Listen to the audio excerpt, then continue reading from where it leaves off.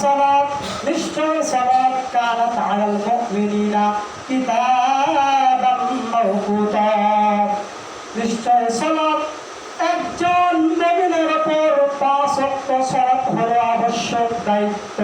আপনি যদি মুমিন দাবি করেন, আপনি যদি মুসলিম দাবি করেন, আপনি যদি বলেন আমি মুসলিম পরিবারের সন্তান, আমি মুসলিম পরিবারের একজন লোক, তাহলে আপনাকে আমাকে যেখানে 5 ওয়াক্ত সালাত আমাদেরকে রাত দিন 24 ঘন্টা আদায় করতে হবে। এটা আল্লাহ সুবহানাহু ওয়া তাআলা মুমিনদেরকে দায়িত্ব দিয়েছেন। আল্লাহ বলছেন যে একটা মুমিনের দায়িত্ব ফাইন্না সালাতা কানাত আলাল মুমিনিনা কিতাবাম মাওকুতা। মুমিনের দায়িত্ব সে 5 ওয়াক্ত সালাত আদায় করবে। এটা আল্লাহ তাআলার নির্দেশ। সূরা নিসা 103 5 নম্বর পারা। আল্লাহর নবী সাল্লাল্লাহু আলাইহি ওয়াসাল্লাম হাদিসের মধ্যে বলেন as-সালাতু ওয়াক্তিহা।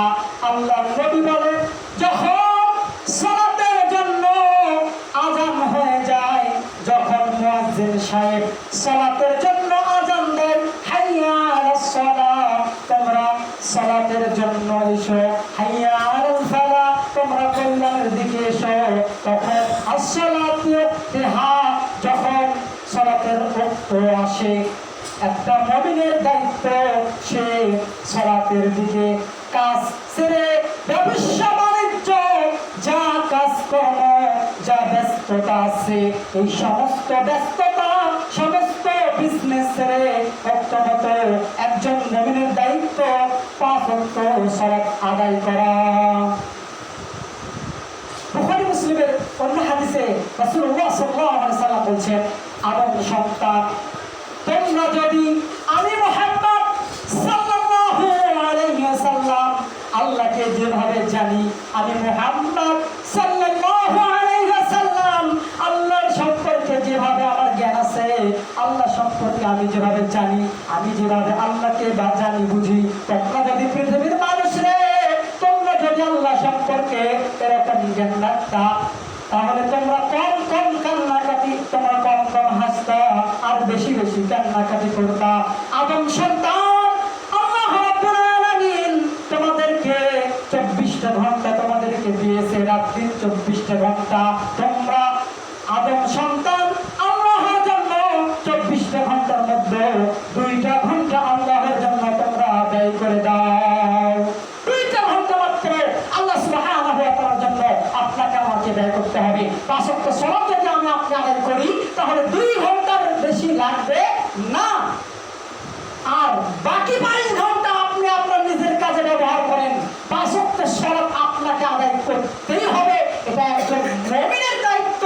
যদি আপনি মুমিন দাবি করেন, যদি আপনি মুসলিম দাবি করেন, যদি আপনি মুসলিম দাবি করেন, তাহলে আপনাকে সালাত আদায় করতেই হবে, অবধারিত করতে হবে, সব আদায় করতে হবে। নহিলে আপনি মুমিন হতে পারবেন না, মুসলিম হতে পারবেন না, মুত্তাকি হতে পারবেন না, ঈমানদার হতে পারবেন না, আল্লাহর ভয় আপনার মধ্যে আসবে না। এই সালাতের জন্য কত কষ্ট নবী রাসূল করে গেছেন। সালাতের ইতিহাস বলি মুসলমান ভাইয়েরা আমার, আল্লাহর নবী সাল্লাল্লাহু আলাইহি সাল্লাম যখন 40 বছর বয়সে নবুয়ত পেলেন, আল্লাহর নবী সাল্লাল্লাহু আলাইহি সাল্লাম 40 বছর বয়সে নবুয়ত পাওয়ার পর তিনি গোপনে গোপনে সালাত আদায় করতেন। আল্লাহর নবী যখন 40 বছর বয়সে নবুয়তি পাইছেন, পাওয়ার পর তিনি যখন গোপনে গোপনে সালাত আদায় করতেন, আল্লাহ রাব্বুল আলামিন কোরআনুল কারীম সূরাতুল মুমিনুন 24 নম্বর পারার 40 নম্বর সূরা 40 নম্বর সূরা 55 নম্বর আয়াত আল্লাহ বলতেছেন, নবুয়ত পাওয়ার পর আল্লাহ নবী নবুয়ত পাওয়ার পর আল্লাহ বলতেছে, হে মুহাম্মদ, আপনি সন্ধ্যা এবং সকালে সালাত আদায় করেন, আল্লাহর জিকির করেন। আম্মা জান আয়েশা রাদিয়াল্লাহু তাআলা আনহা বলেন, আম্মা জান আয়েশা বলেন, আল্লাহর নবী সাল্লাল্লাহু আলাইহি ওয়াসাল্লাম তিনি যখন নবুয়তের শুরুর দিকে তিনি প্রথমে ফজরের 2 রাকাত সালাত আদায় করলেন, সেই নাই, কিন্তু 5 ওয়াক্ত সালাত ফরজ হয় নাই। সালাত কিন্তু আল্লাহর নবী গোপনে গোপনে করতেছে।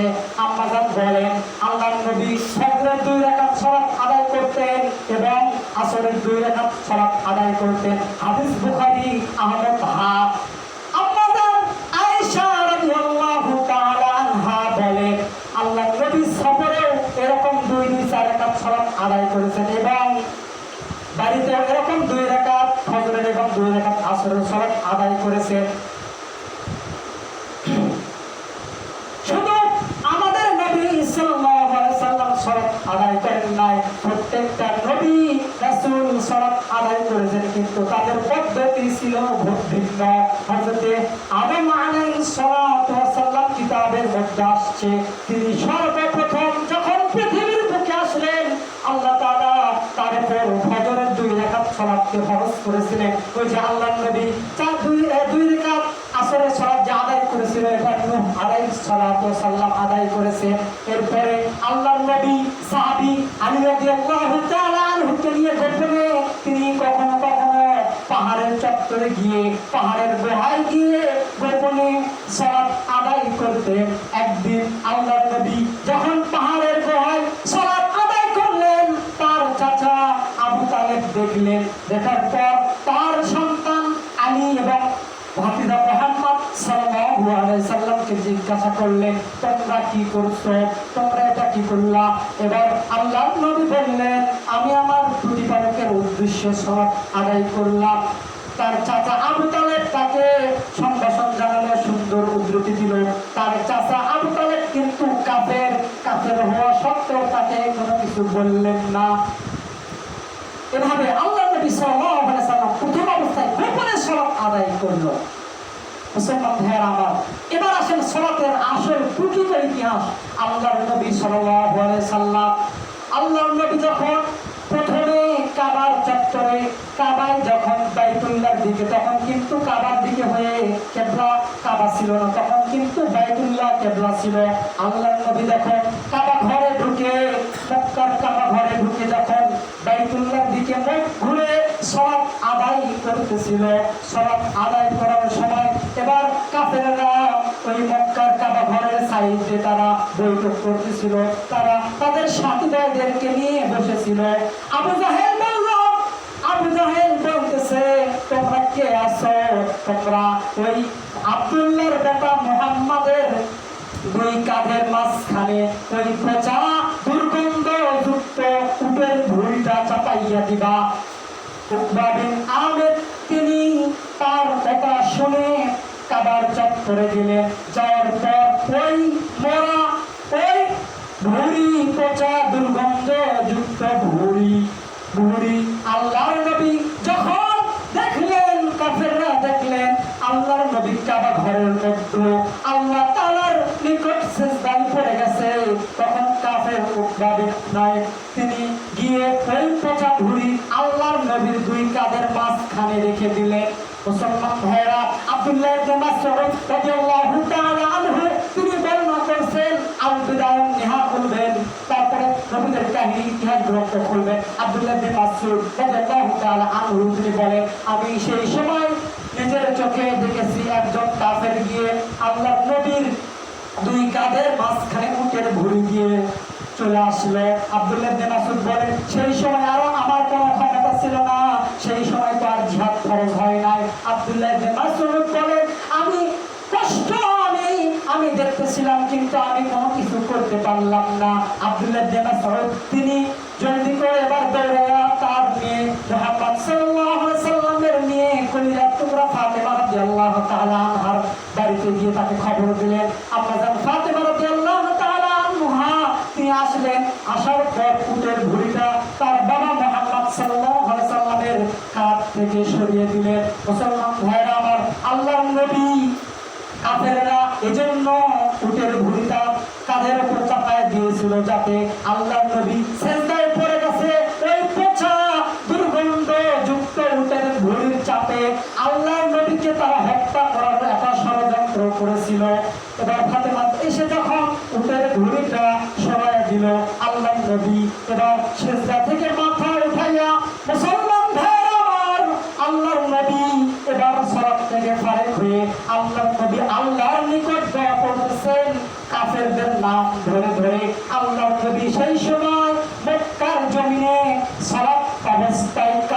জন্য দোয়া করলেন, আল্লাহ তুমি আবু জাহেল আর উতবা, তারপরে আবু লাহাব, সুফিয়া, তারপরে আবু লাহাব, তারপরে ওয়ালিদ ইবনে মুগীরা, এরকম আবু সাইবা, উতবা, মুগীরা, এরকম কাফেরদের নাম ধরে ধরে দোয়া করলেন। মুসলমান ভাইয়েরা আমার, আল্লাহর নবী সালাত অবস্থায় দোয়া করতেছেন। আমি কিন্তু বেশ কয়েক জুমা আগে আপনাকে বুঝাইছিলাম সালাত শব্দের অর্থই হলো দোয়া। আল্লাহর নবী দেখেন কাফেরদের জন্য দোয়া করলেন, দোয়া করার সঙ্গে সঙ্গে কিন্তু আল্লাহ কবুল করে নাই। আল্লাহর নবী সাল্লাল্লাহু আলাইহি সাল্লাম কাফেরদের জন্য দোয়া করলেন। কাফেররা আল্লাহর নবীর সালাত আদায় করতেছিল, আর কাফেররা কি পোকা ভুলি তার কাঁধে চাপাই দিয়েছিল তাকে হত্যা করার জন্য। আল্লাহ নবী দোয়া করলেন, সাথে সাথে কি কবুল হয়েছে? কবুল হয় নাই। মুসলমান ভাইয়েরা আমার, এখানে আমাদের জন্য শিক্ষণীয় বিষয় আছে। আমরা বলি এত দোয়া করি, তাহাজ্জুদের সালাত আদায় করে আল্লাহর কাছে দোয়া করি, আল্লাহ কবুল করে নাই। এখানে শিক্ষা আছে। আল্লাহর নবী সাল্লাল্লাহু আলাইহি সাল্লাম দোয়া করতেছেন, আল্লাহ তুমি কাফেরদেরকে ধ্বংস করে দাও। মুসলমান ভাইয়েরা আমার, যখন আল্লাহর নবীর দোয়া কোন সময় কবুল হলো দেখেন, আল্লাহর নবী যখন মক্কা থেকে হিজরত করে মদিনায় গেলেন, যাওয়ার পর বদরের যুদ্ধ বেঁচে গেল, বদরের যুদ্ধ যখন হলো, আল্লাহর নবীর দোয়া কিন্তু 1 বছর নয়, 2 বছর নয়, 10 বছর পর আল্লাহ তার দোয়াকে কবুল করলেন। আল্লাহর নবীর দোয়া কবুল হলো। এই যে বদরের যুদ্ধ 10 বছর পর যখন বদরের যুদ্ধ হলো, তখন আল্লাহর নবীর দোয়া কবুল হলো। আবু জাহেল, তারপরে যত নেতার জন্য আল্লাহর নবী সাল্লাল্লাহু আলাইহি সাল্লাম দোয়া করেছিলেন, সব দোয়া আল্লাহর নবীর বদরের যুদ্ধে কবুল হলো। আবু জাহেল এত লাঞ্ছিত হয়েছিল, আবু জাহেল এই কাফের এত লাঞ্ছিত হয়েছিল, ছোট দুটো বাচ্চা মুআজ আর মুআজ, দুই ভাই, তারা সামান্য একটা খেজুরের ডাল দিয়ে আবু জাহেলকে কোপাইয়া হত্যা করে দিয়েছে। সম্মানিত উপস্থিতি, এরকম 5-7 জন কাফের তারা বদরের প্রান্তে ফেরেশতারা তাদেরকে এমন মার দিয়েছে, আল্লাহর নবী সাল্লাল্লাহু আলাইহি সাল্লামের দোয়া 10 বছর পর কবুল হলো। আল্লাহর নবীর মনের আশা আকাঙ্ক্ষা পূর্ণ হয়ে গেল। এটা হলো সালাতের একটা ইতিহাস। সম্মানিত উপস্থিতি, আল্লাহর নবী সাল্লাল্লাহু আলাইহি সাল্লাম এভাবে গোপনে প্রথমে সালাত আদায় করেছেন, এরপরে প্রকাশ্যে সালাত আদায় করলেন। আদায় করার পর আবার কয়েকদিন পর আল্লাহর নবী সাল্লাল্লাহু আলাইহি সাল্লাম যখন সালাত আদায় করতে আসলেন, আসার পর আবু জাহেল বলল, ধমকে বলে, তুমি এখানে সালাত আদায় করতে আসছো কেন? তো আল্লাহর নবী সাল্লাল্লাহু আলাইহি সাল্লাম তিনিও পাল্টাভাবে ধমক দিলেন যে তোমার কি হয়েছে, তুমি আমাকে সালাত আদায় করা থেকে এই কাবা ঘরে সালাত আদায় করতে নিষেধ করো কেন, তোমার কি হয়েছে? আবু জাহেল বলতেছে, মুহাম্মদ, আমার তুমি জানো আমি কত বড় নেতা, আমার বৈঠক ধন আছে, আমার দলবল আছে, আমার ক্ষমতা আছে, তোমার তো কিছুই নাই। সম্মানিত উপস্থিতি, আল্লাহ রাব্বুল আলামিন সেই সময় কোরআন কারীম সূরাতুল আলাক 30 নম্বর পারার 6 নম্বর আয়াত থেকে একবারে 19 নম্বর আয়াত পর্যন্ত আবু জাহেলের বিরুদ্ধে নাযিল করলেন। 19 নম্বর আয়াত আল্লাহ বলতেছেন, কাল্লা লা তুতি ওয়াসজুদ ওয়াকতারিব, আল্লাহ বলেন আপনি আপনার রবের নিকট সিজদায় অবনীত হন। আচ্ছা, আপনি সিজদায় কখন যান? যখন সালাত আদায় করেন তখনই সিজদা করেন। তো আবু জাহেল আল্লাহর নবী সাল্লাল্লাহু আলাইহি সাল্লামকে সালাত আদায় করতে নিষেধ করে, তুমি সালাত আদায় করতে পারবে না, কাবা ঘরে তুমি সালাত আদায় করতে পারবে না। সম্মানিত উপস্থিতি, আবু জাহেল জানে কাবা ঘরে যদি মুহাম্মদ সাল্লাল্লাহু আলাইহি সাল্লাম সালাত আদায় করে তাহলে তাদের ব্যবসায় ভাটা পড়ে যাবে, তাদের ব্যবসা বন্ধ হয়ে যাবে। কেননা আবু জাহেল এটা ভালো করে জানে, কাবা ঘরে যদি মুহাম্মদ সাল্লাল্লাহু আলাইহি সাল্লাম সালাত আদায় করে এবং সালাতের রীতিনীতি চালু হয়ে যায়, তাহলে ওই যে 360টি যে মূর্তি আছে, ওই মূর্তিগুলো সব বাতিল হয়ে যাবে।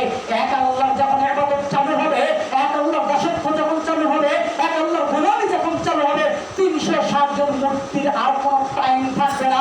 এজন্য আবু জাহেল তাকে বারবার আল্লাহ নবী সাল্লাল্লাহু আলাইহি সাল্লামকে বারবার সালাত থেকে নিষেধ করতেছে, তুমি এখানে সালাত আদায় করতে পারবে না। সম্মানিত উপস্থিতি, এখানেও আমাদের জন্য আছে শিক্ষা। বর্তমান মুসলিম সমাজের মধ্যে একদল কবর পূজারী, মাজার পূজারী আছে, যে তাদের মসজিদের সাইডে আছে মাজার, ওখানে যদি আপনি রাসূলের সালাত পদ্ধতি যদি চালু করেন, তাহলে তাদের মাজারে আর কোনো খিচড়ি যাবে না, তাদের মাজারে আর কোনো মানব যাবে না, তাদের মাজারে আর কোনো জিলাপি যাবে না। এজন্য সেখানে রাসূলের সালাত হয় না। সম্মানিত উপস্থিতি, আবু জাহেল বলতেছে, তুমি কেন এখানে সালাত আদায় করো, এখানে তুমি সালাত আদায় করতে পারবে না। যদি সালাত আদায় করতে হবে তাদের আর মূর্তিগুলোর সম্মান কেউ করবে না, তাহলে তাদের ব্যবসা বন্ধ হয়ে যাবে, তাদের উপরে কম যে হাতিয়ে তারা ওই মূর্তির মাধ্যমে পায় সব বন্ধ হয়ে যাবে। তো বর্তমান মাজার পূজারীদের অবস্থাও এরকমই। তো বর্তমান মাজার পূজারী যেরকম আবু জাহেল, ওই রকম আবু জাহেল তো কি খারাপ, বর্তমান মাজার পূজারীরা তার চেয়ে বড় খারাপ। তো সম্মানিত উপস্থিতি, তো আবু জাহেল তার সাথী ভাইদেরকে বলতেছে, আব্দুল্লাহর বেটা মুহাম্মদ যদি আর কোনোদিন আমি তাকে এই কাবা ঘরে সালাত আদায় করতে দেখি, তাহলে তার পিঠের উপর পা দিয়ে তার নাক থেতলায় দেবে, নাউযুবিল্লাহ। সম্মানিত উপস্থিতি, আবু জাহেল যখন এই কথা বললেন, বলার পর আবার কিছুদিন পর, কয়েকদিন পর আল্লাহ নবী সাল্লাল্লাহু আলাইহি ওয়াসাল্লাম মক্কার কাবা ঘরে যখন আবার সালাত আদায় করতে ঢুকলেন, যখন আল্লাহর নবী সালাতের আদায় করার জন্য আবার কাবা ঘরে ঢুকলেন, যখন তিনি সিজদায় পড়ে গেলেন, মক্কার কাফেররা আবু জাহেল নেতাকে বলতেছে, নেতা আপনি যে বললেন আব্দুল্লাহর বেটা মুহাম্মদ যদি এরপরে কাবা ঘরে সালাত আদায় করতে ঢোকে, তাহলে তার আমি পিঠের ওপর পাড়া দিয়ে তার নাম থেতলায় দিব। এই যে আব্দুল্লাহর বেটা মুহাম্মদ সালাত আদায় করতেছে। এবার আবু জাহেল কি করলো, এবার আস্তে করে বৈঠক থেকে কাবা ঘরের দিকে রওনা হলো। মুসলমান ভাইয়েরা আমার, যখনই এখানে শিক্ষণীয় বিষয় হলো, যখনই আবু জাহেল কাবার ঘরের দরজায় সম্মুখে যখন চলে গেছে, আল্লাহ সুবহানাহু ওয়া তাআলা মুহাম্মদ সাল্লাল্লাহু আলাইহি ওয়াসাল্লাম এবং আবু জাহেলের মাঝে এমন একটা অগ্নিকুণ্ড তৈরি করেছে। আবু জাহেল এবার ভয়ে পিছন দিকে ফিরে আসা শুরু করছে, আর দুই হাত আসমানের দিকে দিয়ে এরকম কিছু একটা এড়ানোর চেষ্টা করতেছে।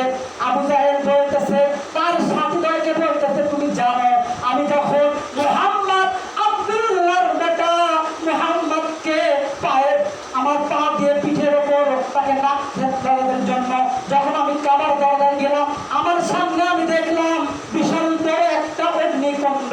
সে অগ্নিকুণ্ডটা আমার দিকে ধায়ে আসছে। মুসলমান ভাইরা, আল্লাহর নবী সাল্লাল্লাহু আলাইহি সাল্লাম তিনি বর্ণনা করছেন, আবু জাহেল যদি আমাকে হত্যা করার জন্য কাবা ঘরের মধ্যে প্রবেশ করত, আল্লাহ তাআলা অনেকগুলো ফেরেশতা সেই সময় কাবা ঘরে নাযিল করছিল, আবু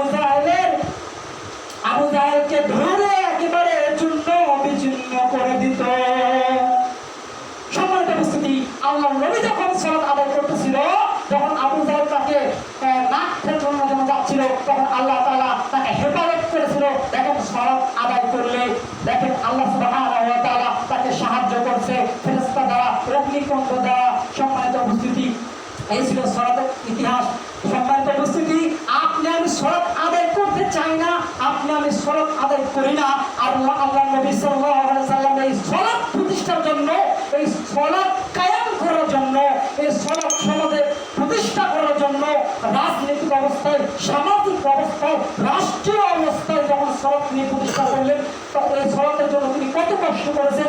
উটের ভুঁড়ি তার কাঁধের উপর চাপাইয়া দিয়েছে, তিনি আর কিছুক্ষণ থেকে দম বন্ধ হয়ে যেত। সম্মানিত উপস্থিতি, এরকম তার ভাব হয়েছিল। সম্মানিত উপস্থিতি, এই সালাতের জন্য আল্লাহ নবী সাল্লাল্লাহু আলাইহি ওয়াসাল্লাম কত কষ্ট করলেন। আর আপনি আমি মুসলিম, তবুও সালাত আদায় করি না।